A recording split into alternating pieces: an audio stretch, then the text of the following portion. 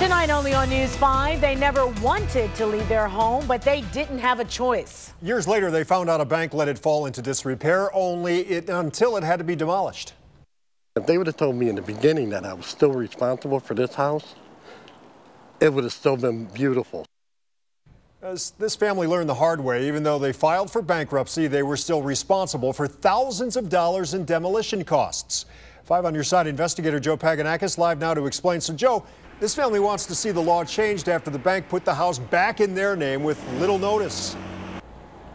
Well, Rob, it's called a motion to vacate a foreclosure judgment, and for banks to do this, it's perfectly legal, leaving former homeowners and taxpayers to deal with troubled homes throughout Northeast Ohio.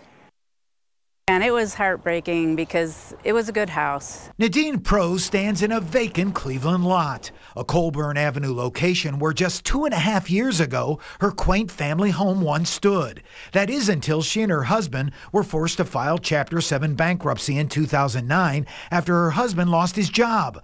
The house was signed over to EMC Mortgage of Irving, Texas. The Proes thought this sad chapter in their life was over. They got little notice about the house, even when it was demolished 7 years later in 2016. Apparently it was vandalized. We never got any notice from the police.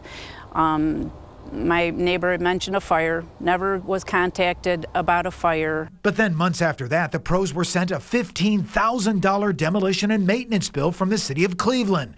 The city telling them even though the bank tried to sell the house at a sheriff's sale, the bank never officially took the house out of their name. And if they would have told me in the beginning that I was still responsible for this house, it would have still been beautiful. Someone could have bought it. Neighbors on Colburn Avenue say the bank left the home a vacant hazard. City tax dollars needed to keep it boarded up and maintained.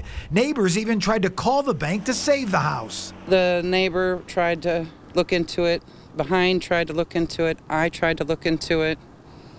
It would have been perfect for a lot of families because there was nothing wrong with the house. I see where, people look at this and say it's not fair. Cleveland Housing Court Judge Ron O'Leary says banks can legally vacate foreclosure judgments without notice, leaving former homeowners responsible. That's why Judge O'Leary is stepping up foreclosure education for bankruptcy victims until a change in state law is examined. People that do housing policy that are looking at whether or not any changes to the law need to be done. Meanwhile, the Proes plan to fight the huge bill they've now been left with. Well, I'm here to tell you, the system's broke.